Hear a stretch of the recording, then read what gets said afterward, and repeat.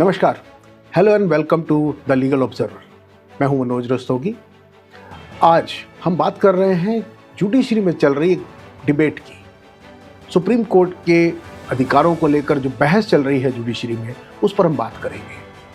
पिछले दिनों दिल्ली में एक सेमिनार में justice Madan B Lokur, justice Joseph Kurian, justice Rekha Sharma और जुडिशरी से जुड़े कुछ और दिग्गज लोगों ने एक नई बहस की शुरुआत कर दी है।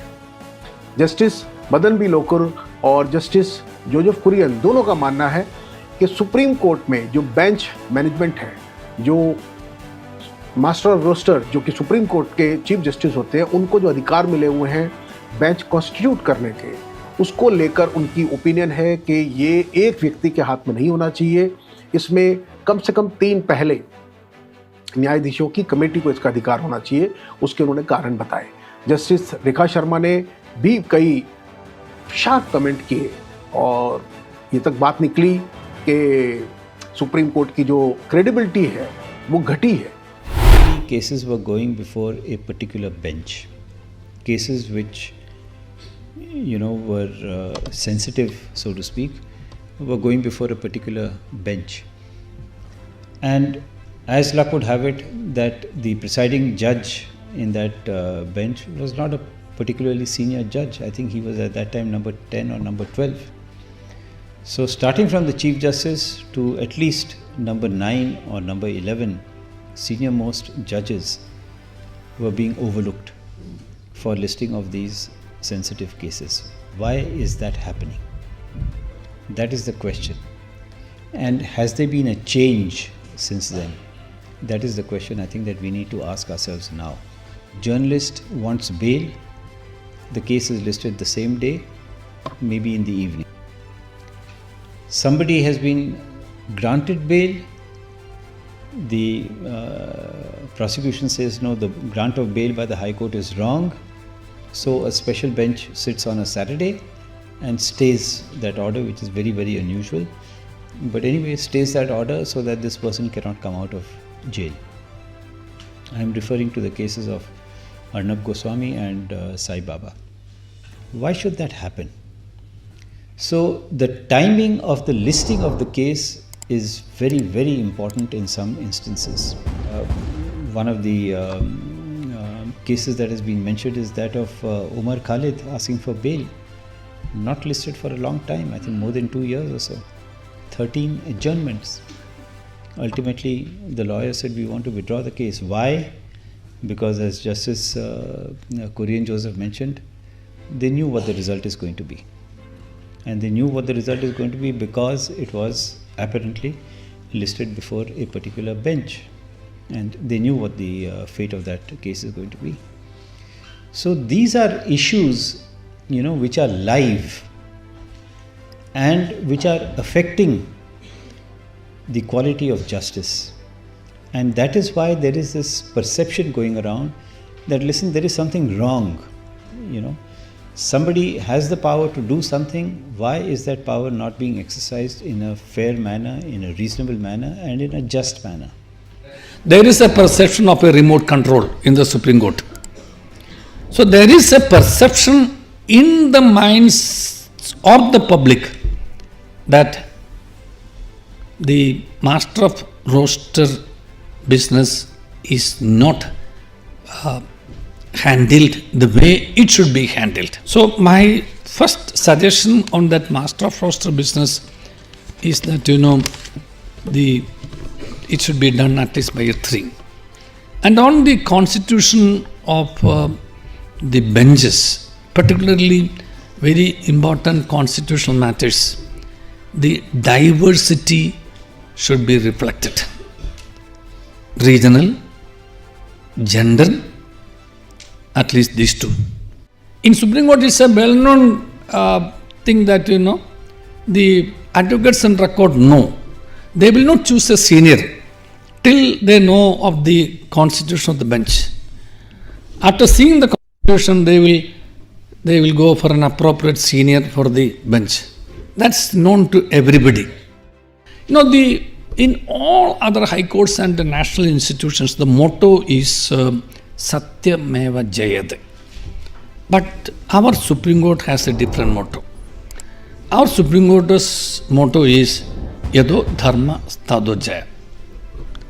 I don't know why that different motto is adopted by the Supreme Court of India. Because to me, for the Supreme Court, the guardian of the Constitution, truth is the Constitution. Dharma is not always the truth. Is our judiciary putting down who deserve to be pushed down and putting up who deserve to be pulled up? Or is it just becoming gilded pawn, gilded tom of a failed talent? The question is not who is making them dance. The question is who is dancing and why. Why have things come to such a pass? The government is not entirely to be blamed. Somewhere down the line, the Supreme Court allowed its authority to dilute. The Supreme Court declined to hear an Article 32 petition involving the arrest of Chief Minister of a state who alleged that he was arrested on no evidence and with the sole aim of destabilizing his duly elected government. The bench observed, "Why have you come directly here?" The observation was made notwithstanding the fact that many a times in the past, Supreme Court has been entertaining Article 32 petitions depending upon the urgency and gravity of the matter. And more importantly, the observation has come notwithstanding the golden words of B.R. Ambedkar, the architect of the Constitution, describing Article 32 as the heart and soul of the Constitution. Is Article 32 be treated as a dead letter? Is that while a powerful person gets bail on experimental basis, men like Umar Khalid are withering away, unwept, unsung, and unheard, and so fed up that coming out of the corridors of the Supreme Court is itself considered a relief. While a journalist spends time in jail for the crime of performing his duty, an old and ailing man, unable to even sip water, is denied basic medical aid and is made to suffer and die behind the bars.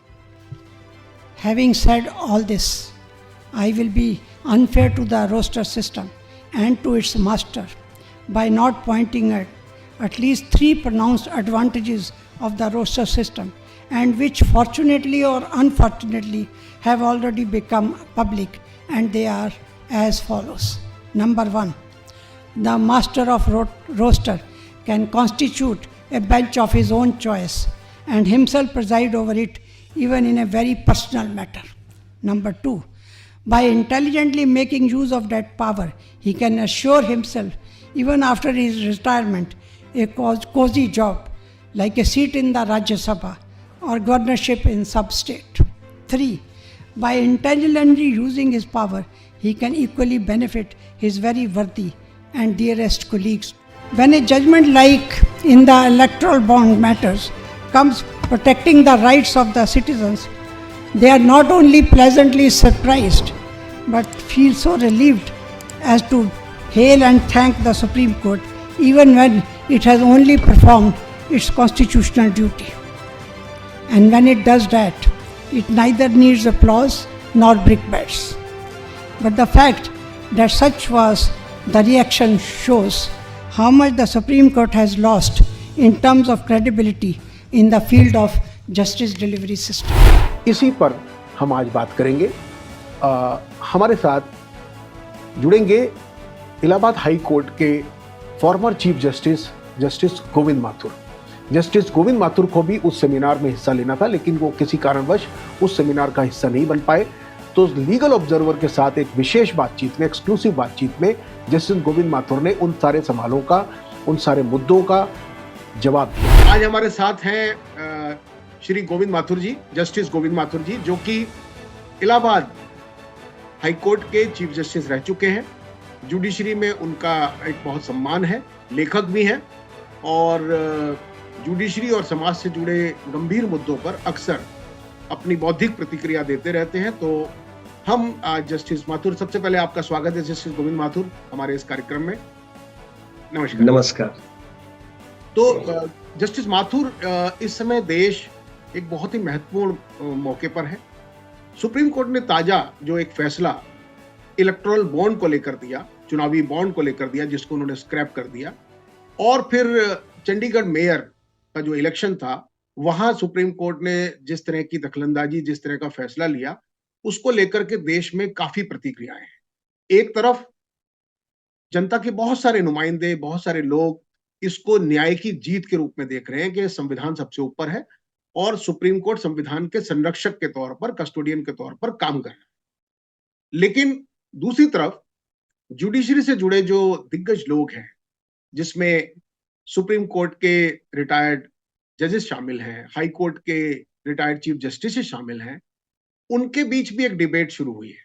हाल ही में कुछ बहुत दिग्गज लोग, जिसमें justice Madan B Lokur, justice Joseph Kurian, Rekha Sharma ji और भी कई दिग्गज लोग शामिल हैं, उनके इस तरह के बयान सामने आए कि जिसे उन्होंने सुप्रीम कोर्ट की गिरती साख, सुप्रीम कोर्ट के घटते प्रभाव और सुप्रीम कोर्ट में bench management, bench fixing, remote control, ऐसी काफी बातें सामने आई हैं। तो मैं लीगल ऑब्जर्वर में आपसे जानना चाहूंगा कि आपका इस विषय में क्या सोचना है, आप इसे किस रूप में देखते हैं?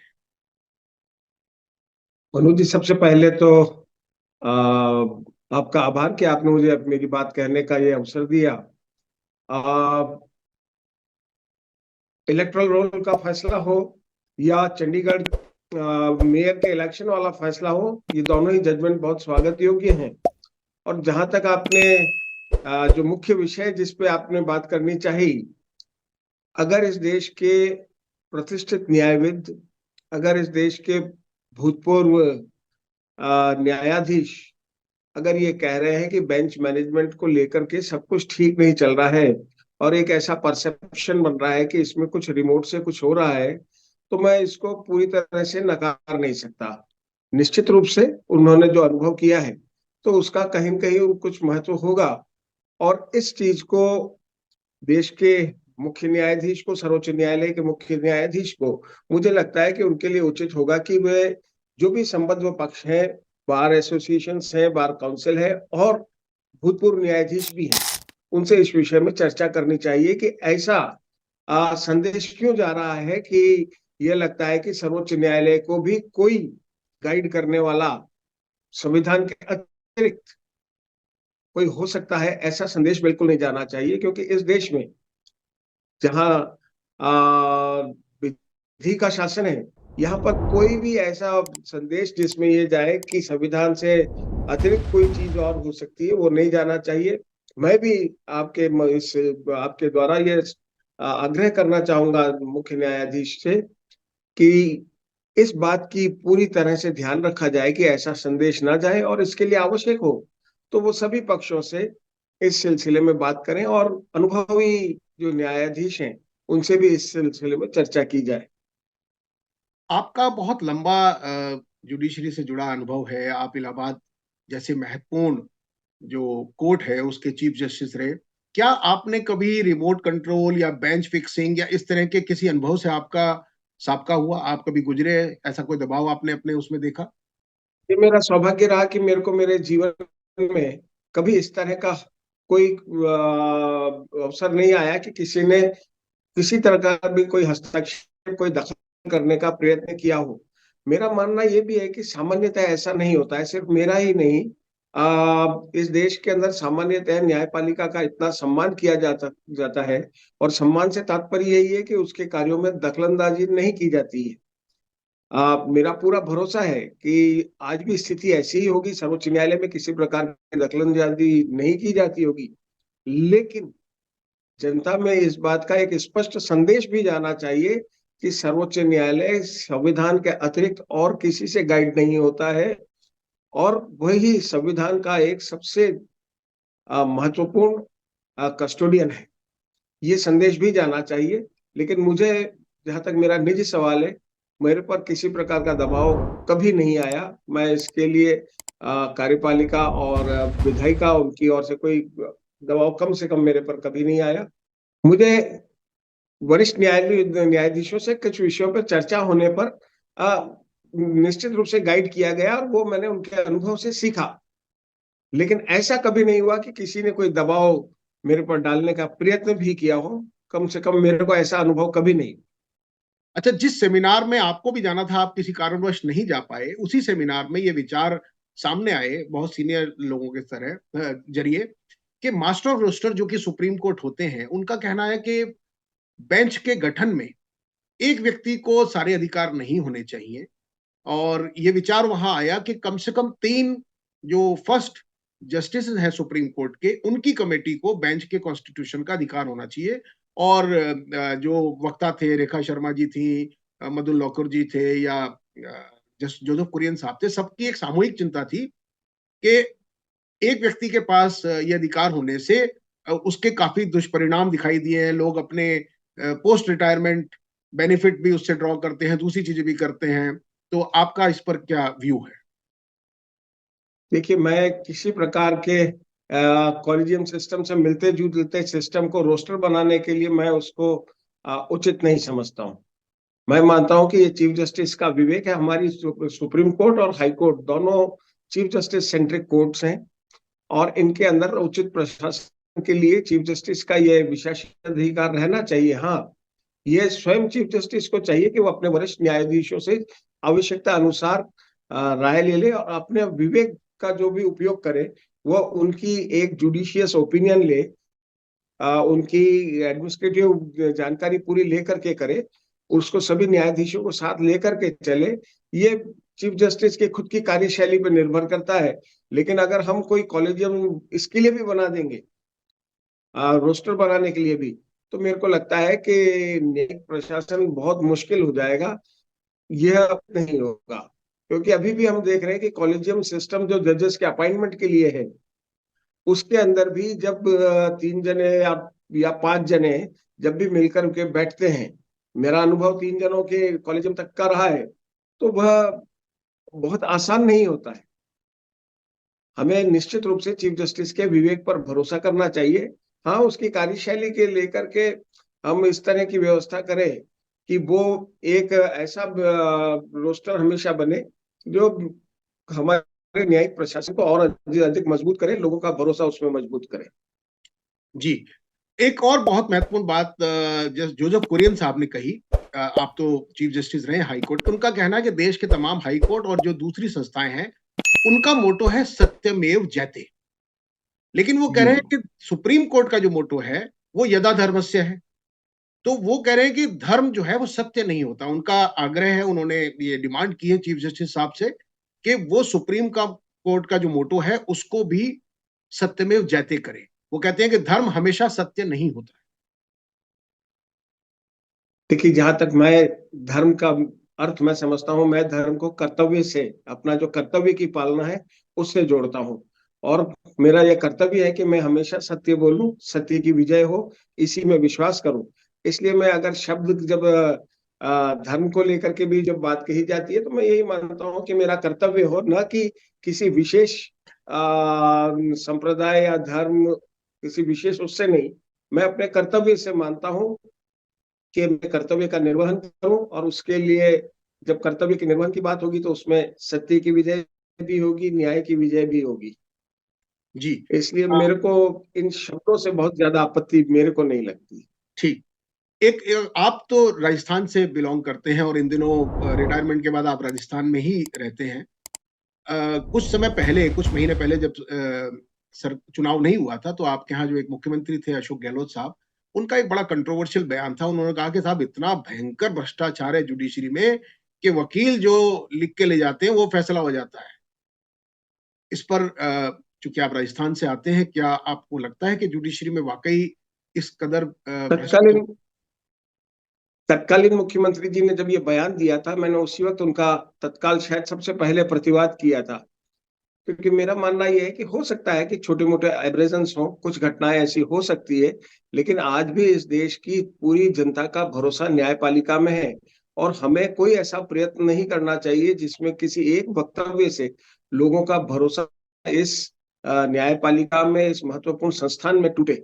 अगर मुख्यमंत्री जी को किसी प्रकार की कोई जानकारी थी तो उन्हें यह बात मुख्य न्यायाधीश से बात करनी चाहिए थी, बजाय इसके कि अखबार में एक कैजुअल सा, एक बहुत ही चलते चलते एक स्टेटमेंट दे दें। ये उनकी पद की गरिमा के उपयुक्त नहीं था। उसलिए मैं इस प्रकार के स्टेटमेंट्स का हमेशा विरोध करता हूं। मेरा यह भी मानना है कि न्यायपालिका के अंदर जिस ढंग से उन्होंने कहा, ऐसा भ्रष्टाचार नहीं है। कुछ यस, धीरे धीरे वक्त के साथ साथ मुझे लग रहा है कि कई ब्यूरोक्रेटिक टेंडेंसीज हम लोगों के अंदर आ रही है, जजेस में भी आ रही है, न्यायपालिका में भी आ रही है, और उसको चेक करना बहुत जरूरी है। मेरा ये भी मानना है कि हमें टेक्नोलॉजी को पूरी तरह से न्यायपालिका में लेना चाहिए, इसके केस मैनेजमेंट के लिए, वर्क फ्लो के लिए, सब चीजों के लिए। लेकिन जो एक प्रवृत्ति चल रही है कि हम वीडियो कॉन्फ्रेंसिंग के थ्रू मुकदमों की बहस कर लेंगे, मुझे लगता है कि ये कहीं न कहीं हमारी संस्था को कमजोर करेगी, क्योंकि इससे एक बार डेवलप होना, एक संस्था का जो सामूहिक चरित्र है, उसके ऊपर कहीं नुकसान पहुंचेगा, और ये अल्टीमेटली भ्रष्टाचार की ओर से की ओर ले जा सकता है। इसलिए जहां तकनीकी का अन्य चीजों में पूरा उपयोग लेते हुए खुली अदालत वह होनी आवश्यक है। निश्चित रूप से अगर भ्रष्टाचार के बढ़ने की कोई आशंका है तो वो चेक किया जाना चाहिए, लेकिन न्यायपालिका जिस स्तर पर तत्कालीन मुख्यमंत्री जी ने कहा था, ऐसा भ्रष्टाचार न्यायपालिका में मुझे नहीं लगता है कि है। जी, जस्टिस गोविंद माथुर, एक बस आखिरी सवाल। आपके मुताबिक इस समय जस्टिस फॉर ऑल और एक्सेसिबल जस्टिस, अफोर्डेबल जस्टिस देश के तमाम लोगों को मुहैया कराने के लिए कौन से 2 या 3 या एक जुडिशियल रिफॉर्म आपकी निगाह में सबसे ज्यादा जरूरी है? देखिए, मैं एक तो सबसे पहले समझता हूं कि जुडिशियल रिफॉर्म्स का अर्थ केवल न्यायपालिका से न लिया जाए। ये विधायिका, कार्यपालिका और न्यायपालिका तीनों का सामूहिक दायित्व है कि न्याय का निष्पादन शीघ्र हो। इसके लिए गवर्नमेंट इस बात को समझे कि उसको वो सारे कार्य वही करने हैं जो हमारे विधि के अनुकूल है, विधि के विरुद्ध नहीं है।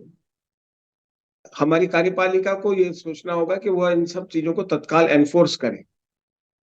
और निश्चित रूप से जहां तक न्यायपालिका का सवाल है, मुझे लगता है कि न्यायपालिका को कई महत्वपूर्ण अपने यहाँ पे कार्य उठाने आवश्यक हैं, कदम उठाने आवश्यक हैं। उनमें हमारे जितने भी अल्टरनेटिव मोड्स हैं, उनको और अधिक तीक्ष्ण करें।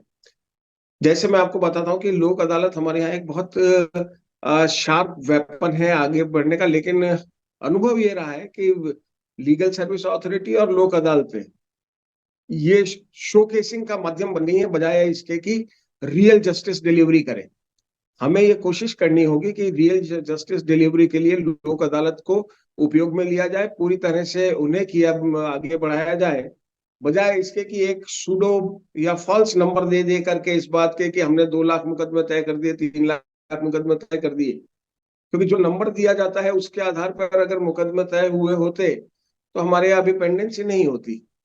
इसलिए सबको गंभीरता पूर्वक सोचना होगा कि हम सिर्फ शोकेसिंग के लिए ना करें, वाकई में कार्य करें। एक बहुत बड़ा हिस्सा ये है कि गवर्नमेंट एडवोकेट्स जो मैं पिछले 25 सालों से देख रहा हूँ, कि जिस वक्त मैं वकालत में आया था एक बहुत इफेक्टिव गवर्नमेंट एडवोकेसी हुआ करती थी। पूरी की पूरी इंस्टीट्यूशन गवर्नमेंट एडवोकेट की बहुत महत्वपूर्ण होती थी, और उसमें ऐसे वकील आते थे जो अपने आप में वरिष्ठ वकील होते थे, जिन्होंने बहुत काम किया होता था, और उन्हें उनमें इस बात का दम होता था कि वो अदालत में पहले दिन ही जाकर के कह देते थे कि ये गलत हुआ है, आप इस सिलसिले के अंदर अपना उचित फैसला दीजिए, न्याय के अनुरूप फैसला दीजिए, या वो स्वयं उनका अवैधानिक चीजों को रद्द करवा देते थे। अब स्थिति ये है कि सरकारी वकील वो होते हैं जो अन्यथा न्यायालय में नजर नहीं आते, अचानक सरकारी वकील बनते हैं, बहुत बड़ी बड़ी आजकल गवर्नमेंट की ओर से भी फीसेस हो गई है।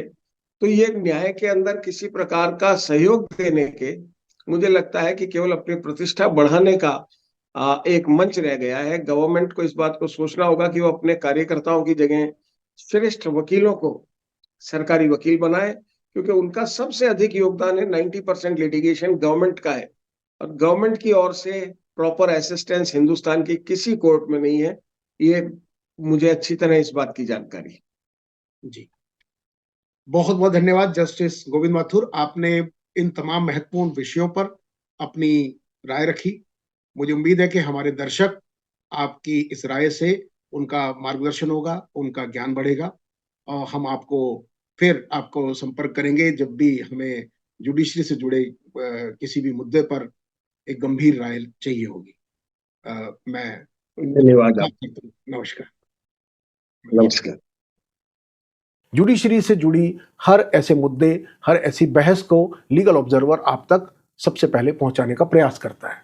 यदि आपको ये वीडियो अच्छा लग रहा हो तो हमें लाइक और सब्सक्राइब करना ना भूलें।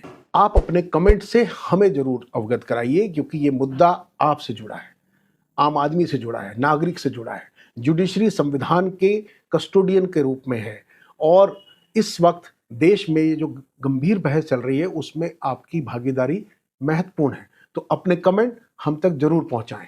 लीगल ऑब्जर्वर में हम जुडिशरी से जुड़े उन तमाम मुद्दों को उठाते हैं, उन खबरों को आपके सामने लाते हैं जिन्हें जानना आपके लिए जरूरी है। तो बने रहिए लीगल ऑब्जर्वर के साथ। नमस्कार।